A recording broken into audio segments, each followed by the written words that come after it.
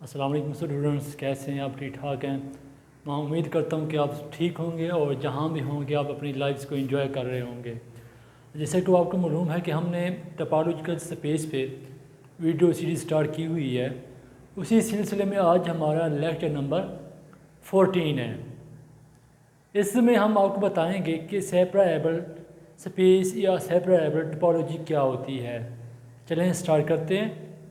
और ये जो हमने जितने भी हमने 14 तक हमने लेक्चर्स किए हैं, ये PPSC या FPCSC, इसमें जितने भी आपके पास पेपर्स हैं इनमें से हर दफ़ा MCQs आते हैं। तो इसलिए यहाँ से भी जो मेरा वीडियो सीरीज़ है, लेक्चर्स है, ये बहुत इंपॉर्टेंट हैं। तो आज का जो आपका टॉपिक है वो हमारे पास है सेपरेबल स्पेस या सेपरेबल टोपोलॉजी। चलें स्टार्ट करते हैं। A space X is said to be a separable space। यहाँ पे X जो है आपके पास कोई स्पेस है, इसका मतलब ये है कि X आपके पास कोई नॉन एम्प्टी सेट है और इसी X पे हम एक टोपोलॉजिकल स्पेस बनाएंगे। और जो हमारा जो फर्स्ट वीडियो लेक्चर था वो टोपोलॉजी स्पेसेस पे था कि टोपोलॉजिकल स्पेसेस क्या होती हैं। यहाँ पे कोई स्पेस X है is said to be a separable space if A is a subset of X। आपके पास कोई नॉन एम्प्टी सेट X होगा और A जो है X का सबसेट है, तो वो स्पेस कब सेपरेबल कहलाएगी? पहला जो पॉइंट है वो ये है कि जो A है वो काउंटेबल होना चाहिए, यानी जो X का आप सबसेट लेंगे उसको काउंटेबल होना चाहिए। दूसरा जो है वो ये है कि क्लियर ऑफ A जो है वो X के इक्वल होना चाहिए, यानी इसका मतलब ये है कि जो A is dense in X, ये डेंस जो है, अगर डेंस क्या होता है, पहले हम डेंस का बता दें कि डेंस आपके पास क्या होता है। डेंस सेट यानी अगर आपके पास कोई सेट है, अगर आप उसका क्लियर लेते हैं, वो क्लियर खुद अपने सेट A की को सॉरी जो क्लियर ऑफ A है उस अपने सेट X के इक्वल आता है। दोबारा सुनिए, अगर आपके पास कोई नॉन एम्प्टी सेट X है और उसका कोई सबसेट A है, अगर उस सबसेट A का आप लेते हैं, क्लियर लेते हैं, तो वो X के इक्वल आता है, तो वो क्या कहलाता है? डेंस कहलाता है। अब जो सेकंड पॉइंट है वो आपके पास ये है कि जो क्लियर ऑफ A है वो X के इक्वल होना चाहिए। अगर कोई स्पेस हमारे पास कोई स्पेस है और उस X का एक सबसेट A है, अगर वो दो पॉइंट को कवर करता है, वो काउंटेबल भी है, उसका जो क्लियर है वो X के इक्वल भी आ रहा है, तो वो जो स्पेस होगी वो आपके पास सेपरेबल स्पेस होगी। चलें अब हम आपको इसकी एक एग्जांपल करवाते हैं तो चीज़ें आपको क्लियर हो जाएंगी। आपके पास कोई नॉन एम्प्टी सेट X है अकॉर्डिंग टू डेफिनेशन। यहाँ पे मैंने जो एलिमेंट्स लिए हुए हैं वो A, B, C और D हैं। अब इस X पे जो मैंने स्पेस बनाई है, जो टोपोलॉजिकल स्पेस बनाई है, वो मेरे पास 5 है, AB है, CD है और X है। ये आपके पास टोपोलॉजिकल स्पेस है। और ये बात मैं आपको हर वीडियो में बताता हूँ कि टा में जितने भी आपके पास सेट हैं वो सारे के सारे ऊपर सेट कहलाते हैं। अब ये जो टा है ये आपके पास टोपोलॉजिकल स्पेस भी है। कैसे? मैंने याद होगा फर्स्ट वीडियो लेक्चर्स में मैंने बताया था कि उसमें टा में जब कोई आपके पास कोई X नॉन एम्प्टी सेट है, उसमें जब उस X पे हम कोई स्पेस बनाते हैं उसमें 5 भी होना चाहिए, X भी होना चाहिए।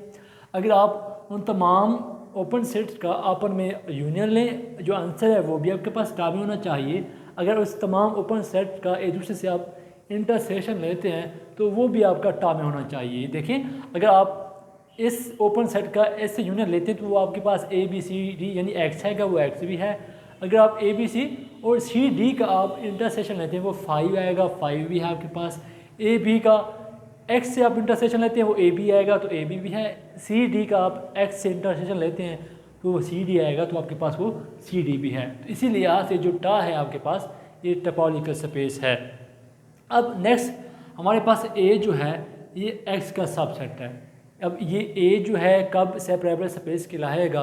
अगर ये इन दो पॉइंट को कवर करता है, जो A है वो काउंटेबल भी है, जो A है जो अगर हम इसी A का क्लियर लेते हैं वो X के इक्वल आ जाए। चलिए अब पहला पॉइंट देखते हैं। फर्स्ट पॉइंट क्या है? A is a countable, A is countable. A आपके पास क्या काउंटेबल है? हाँ जी। जब आपने एक्स कोई नॉन एम्प्टी सेट है, अब ए जो है ये एक्स का सब सेट है, इसके एलिमेंट जो हैं वो हम काउंट कर सकते हैं। तो इसलिए जो ए है, ए इज़ अ काउंटेबल, यानी पहला जो हमारा जो पॉइंट है वो तो हमने कवर कर लिया है। अब हम सेकंड पे आते हैं। सेकंड में वो ये कह रहा है कि जो क्लियर ऑफ ए है वो आपके पास एक्स होना चाहिए। पहली बात तो ये है, क्लियर ऑफ ए मैं आपको लास्ट वीडियो सीरीज में बता चुका हूँ, मे बी वो जाके आप देख लीजिएगा कि क्लियर हम किस तरह लेते हैं। याद रखें हम टोपोलॉजिकल स्पेस में हैं, तो मैंने जो क्लियर लेना बताया था वो मैंने आपको टोपोलॉजी के अंदर मैंने बताया था, यानी उसका जो मेथड है उसी में बताया था।